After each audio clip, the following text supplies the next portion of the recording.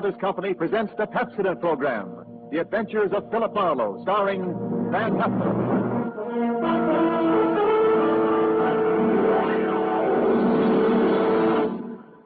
Captivated presents Philip Marlowe, Hollywood's famous private detective created by Raymond Chandler. Philip Marlowe, tough, cynical private eye of Murder My Sweet, the sardonic, case-hardened detective of The Brasher Doubloon, The Lady in the Lake, and The Big Sleep.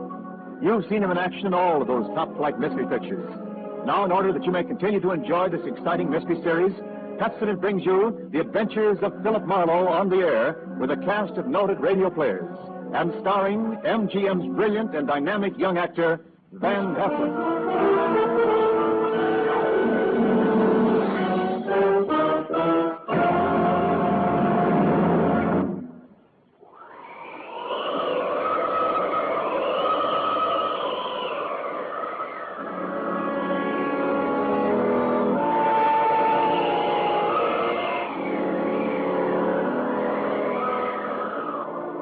There was a rough desert wind blowing into Los Angeles that evening. It was one of those hot, dry Santa Anas that come down through the mountain passes and curl your hair, make your nerves jump and your skin itch. On nights like that, every booze party ends up in a fight, and meek little housewives feel the edge of a carving knife and study their husbands' necks. Anything can happen when the Santa Ana blows in from the desert.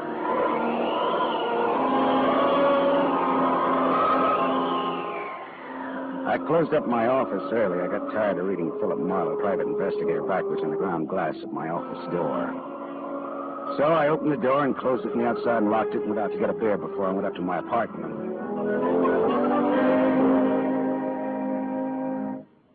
Fill her up again, Mr. Marlin? Marlowe. Marlin is a fish. Yeah, I know. Hey, you bartender. Come in on a ride. Drunk again. What'd you expect in this business? Autograph hounds? Make it snappy, yeah? Be right with you, sport. I gotta draw this man a beer. Crying out loud, these stumble bums that come in here. You got another customer, Bacchus? Hey, Bud. You seen a lady in here lately? A lady? Tall, good-looking, brown hair, a print bolero jacket, and a blue silk dress. No, sir. No, sir. Nobody like that's been in. All right, straight scotch, fast. I left my engine running out there. Yes, sir. Yes, sir. This slick-looking, sarcastic guy stepped up to the bar and drank his scotch whole. Then he turned to go out, and he stopped. The drunk was grinning at him. And then, without changing his grin, the drunk swept a gun from somewhere so fast it was just a blur coming out.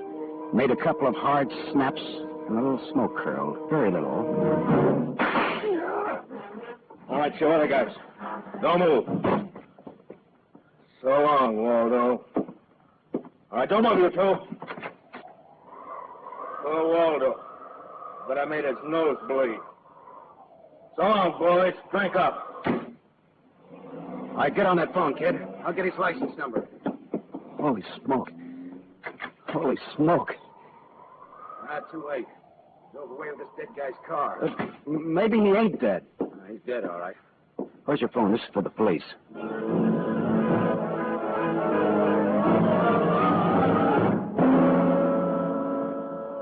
The prowl car boys were there in about 5 minutes. Waldo was out of business, all right. And nothing in his pockets told who he was, but he had about $700 on him.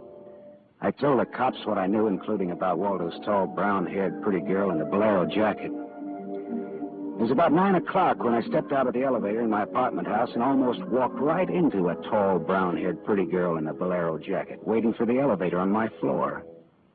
Oh, excuse me. Just a minute, lady. I said, excuse me, I'm in a hurry. I'll be good enough Look, to you step better out not go outside in those clothes. Just what do you mean by telling me This what? isn't a make. You're in trouble. Trouble? Yeah, the cops are looking for you in those clothes. But I haven't done anything that's... I'm in room 41 across the hall now. I never collected an etching in my life. All right, I'll go with you. I'll go. I got to my room and rustled up some scotch and soda and brought the girl her glass. She had a small automatic in her hand. It jumped up at me, and her eyes were full of panic. I put down both glasses on the table slowly so that I wouldn't be misunderstood. Look, sister, maybe this wind has got you crazy, too. Don't move. Careful, don't move. A man just got shot in a bar down the street. Before he got it, he'd been asking about a tall, pretty girl with a bolero jacket, like yours. What did he look like? This man. Tall, 5'11", slim, dark brown eyes with a lot of glitter, dark suit, white handkerchief in the breast pocket. And he must have seen you earlier tonight to know how you were dressed. Am I getting anywhere? He used to be my chauffeur. You had an appointment with him, didn't you? Why? Listen, he asked for you, didn't he? Yes, I had an appointment with him. He'd stolen something from me when he left 3 days ago. I was going to buy it back from him. Why didn't you tell the police? I couldn't tell him. It was valuable, wasn't it? Valuable enough for Waldo to steal? $15,000. Oh, it's peanuts. But it wasn't the value. It meant something to me. The man I loved gave it to me, and now he's dead. He was a flyer shot down over Germany. I'll go back and tell my husband that. He probably hired you. He did? Well, how much is he paying me? And where is this husband of yours? He's at a meeting. This late at night? He's a very important man. He's a hydroelectric engineer. I'll let you know that my husband is one of the... Skip it. I'll take him out to lunch sometime and have him tell me himself. And about Waldo. Whatever he had on you is dead stock now, like Waldo himself. He's dead. Waldo's dead? Yes, sister, he's dead. Dead, dead, dead. Lady, he is dead. Oh. Now scream and I'll give you 2 black eyes. I'm not going to scream. Who would that be? There's a dressing room behind that door. Hide there. Now, don't argue with me. Do it. It's all right.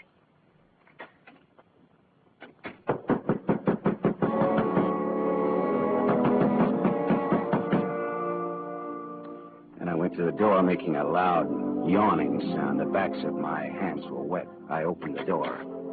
Without a gun, that was a mistake. I certainly knew the gun I was looking into. A .22 target automatic that had already killed one man that night.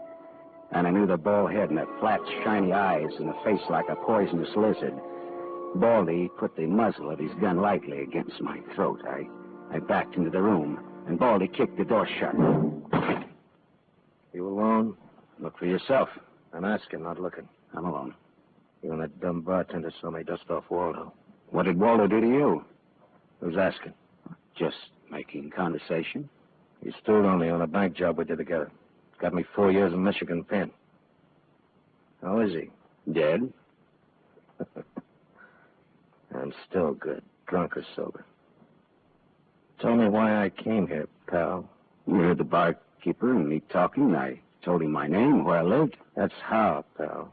I said why. Skip the hangman would ask you to guess why he's there. Oh, you're pretty tough at that, ain't you? But you're slamming off, pal. All right, but you could get that gun out of my neck and try somewhere else. Oh, yeah, sure. Is this better? This suits you all right? So it is my neck. Save when, pal? Sure, party. I leaned against the gun. The door at the dressing room showed a crack of darkness. The crack widened. I began to shake a little. The girl came quietly into the room, but there was white all around her iris. She was scared. She had her gun in her hand, but I was sorry for her. Dead sorry. She'd try to make the door scream either way. It'd be curtains for both of us. You scared, mister? You worried about any little thing? I couldn't talk. The girl floated in the air somewhere behind Baldy, and her horrified face was drifting toward us. My mouth was as cold and dry as yesterday's toast. Well, kid, how's it feel? You ready yet? Go on, say the word. Well, don't take all night about it if you're going to do something about it. Why not, pal? I like this. Well, suppose I yell. Go ahead, yell. Go ahead. Hey, look! Oh? Thanks, sister. Thanks. That buys me. Everything I have is yours now and forever. You flatter me no end, lady. I only punched him. All right, now get out of here while I call the cops down on this killer. Good night. Good night. Hey, wait. Leave that Blair jacket here. Mark you for the cops. Oh, yes, here. Okay. See you again? What? Oh, I don't know. No, I guess not. After all, who am I to be the rival of a dead flyer? I'll see that the police get Jesse James here. Good night, lady.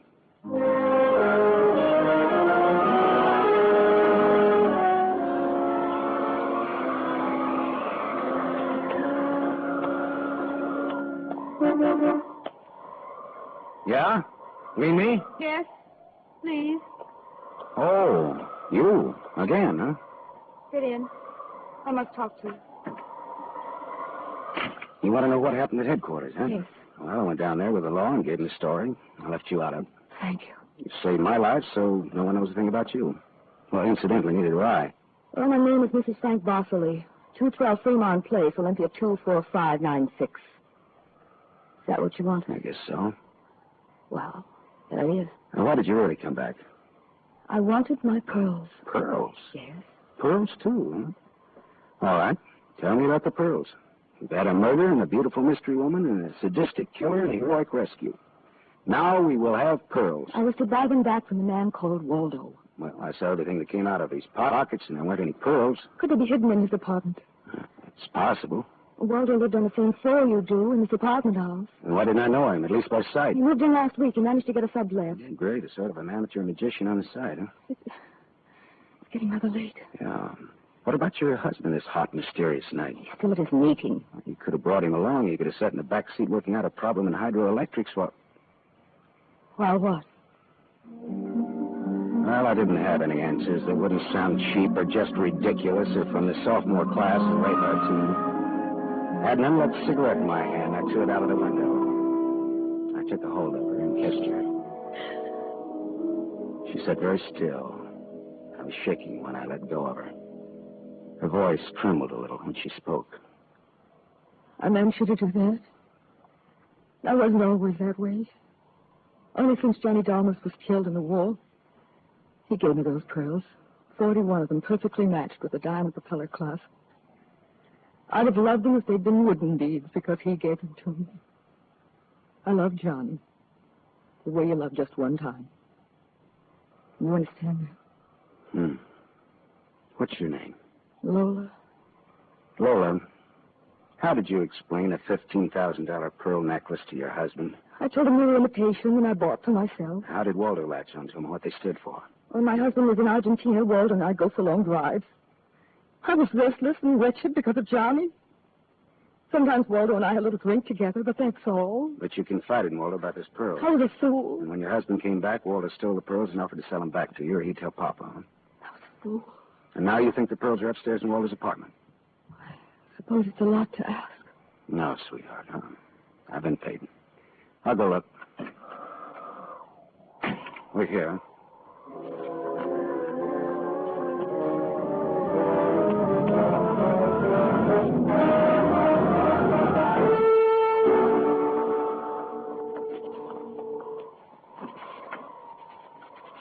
Was the gun on, Lola? No. No? No. No pearls? No pearls. Oh. There was a man in Waldo's room. Man? Who? You know a man named Leon Bostanos?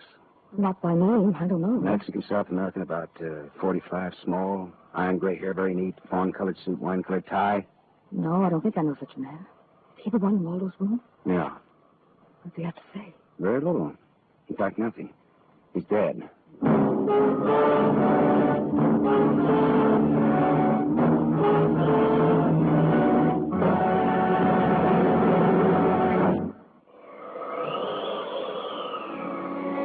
I sat with Lola Barsley in a car listening to that jittery, infuriating desert wind gallop around in the midnight streets. I just told her about the Latin-looking man I'd found in Waldo's room in a very dead condition. I held her hands until they stopped trembling, and I gave her the few remaining details. He had a gun in a shoulder holster, but someone had strangled him before he could use it. Someone? Waldo? Maybe. You see that convertible coupe two cars ahead of us? Been there for hours. He was there before I parked here to wait for you. Leon, the man in Waldo's room, came in that car, but according to the key containers he carried, that isn't his car. Whose car is it? Does it matter? Well, it belongs to a lady, according to the tag on the keys. A lady? Well, anyway, a woman, if you're going to split hairs. Eugenie Kolchenko, in West Los Angeles? Never heard of her. Uh-huh. All right, well, you go home now, huh? What are you going to do? Drive that flossy convertible around, wave at my friends, impress people. You run along now. Me, I've got another date.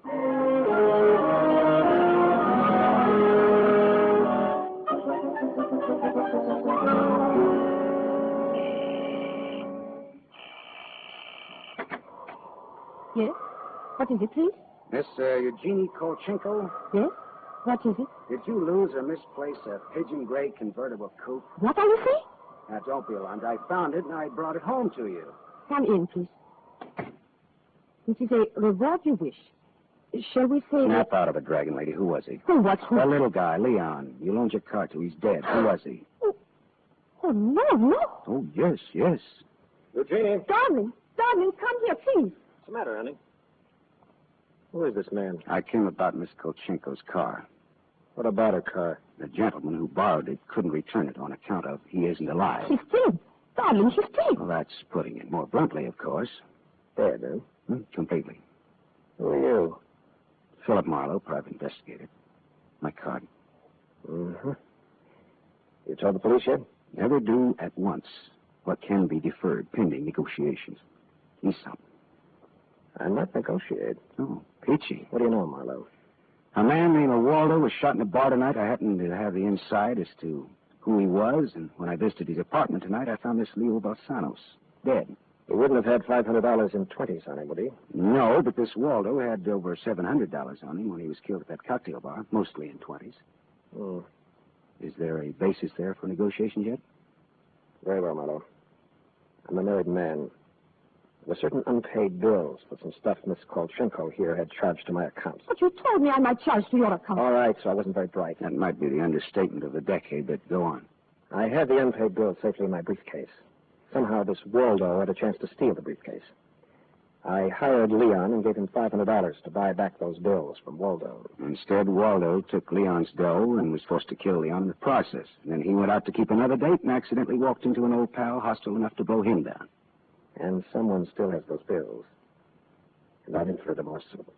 The man who shot Waldo got away in Waldo's car with your briefcase in it. Yeah, that could be. The cops caught him. Oh.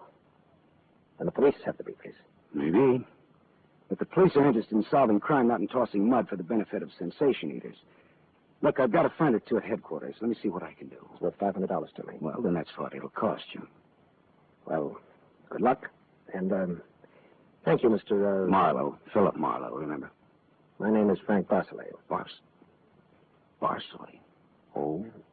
What does that mean? The big hydroelectric engineer? Yeah. How did you know?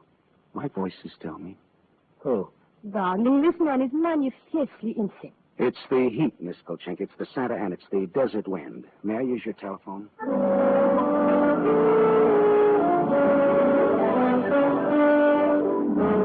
Someday I must tell you about Ibarra. Salt of the earth, Ibarra, detective lieutenant over Central Homicide. I phoned Ibarra from Miss Kolchenko's house and told him where he could find a well-dressed cadaver named Leon and furnished a few small details.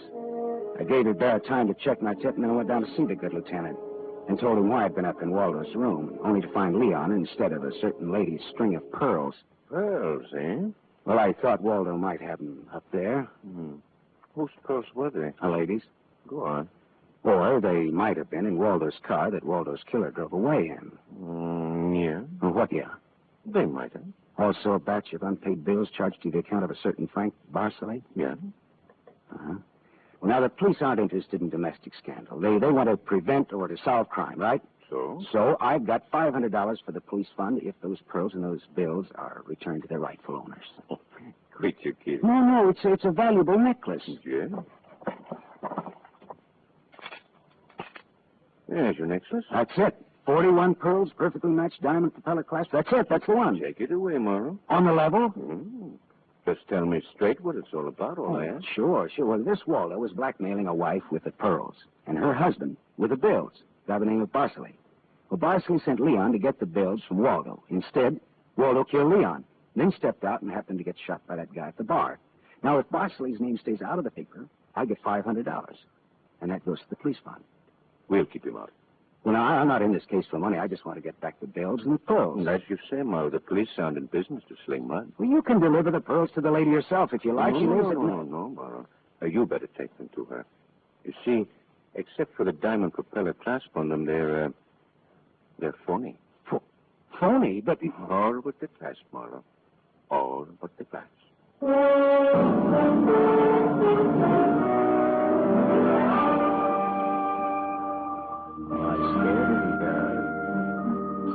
So the friar, Johnny Dalmas, the great lover, had given Lola a string of fake pearls. Well, I didn't know how to tell her, but I called her up and told her to meet me at the Beachcombers at 2. I was going to slip her the bad news slowly. I'm glad you asked me to meet you here, Mr. Marlowe. See, I had to have someone to talk to. Go ahead. Go ahead, talk. Honestly. Now, Mr. Marlowe, now more than ever, I must have those pearls. Why? Money trouble? Oh, no. It's just that everything's gone wrong. And this morning my husband told me we're to separate. Oh, I'm sorry, Lola. But if I had Johnny's pearls, it would be a link with the past, and with Johnny, it only meant to me. It's how a woman feels, Mr. Marlowe. I wouldn't blame you for not understanding. Maybe I do, though. So please, Mr. Marlowe, please, we'll try to find my pearls. Lola, look, Even if it isn't all of them. Any part of them. Any single smallest one of them. It'll be Johnny's. Look, will you meet me here again around 4 o'clock? I'll be here. Okay, I'll see what I can do.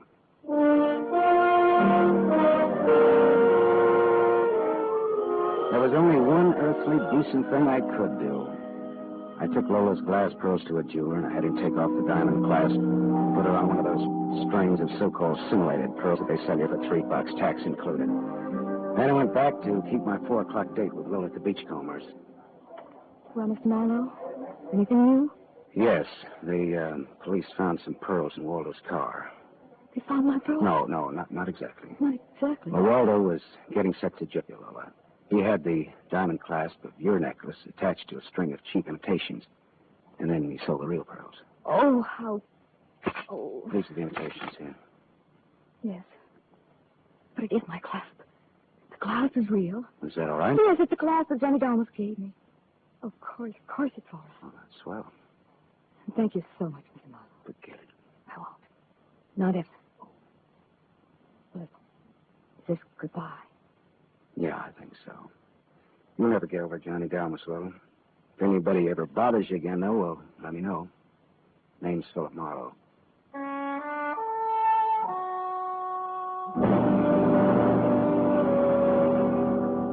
I drove almost to Malibu and then I parked and looked out on the rock cliff.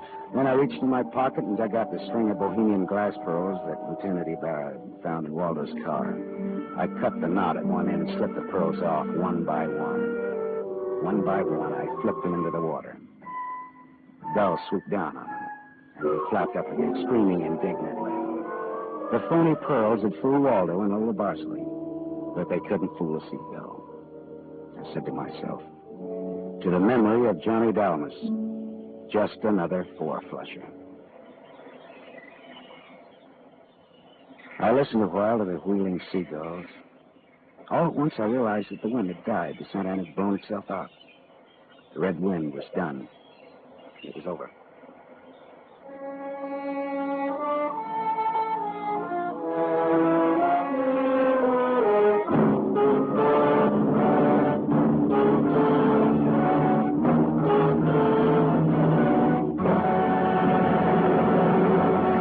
You have just heard Van Heflin, starring in the first of a new mystery series, Raymond Chandler's The Adventures of Philip Marlowe, brought to you by the Lever Brothers Company, makers of Pepsodent.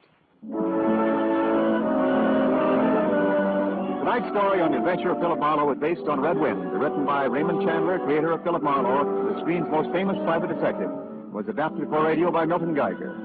Heard with Van Heflin was Lorene Tuttle as Lola Barsley. And this is Wendell Niles inviting you to listen again next week at this same time to another exciting story on The Adventures of Philip Marlowe, starring Van Heflin with a distinguished cast.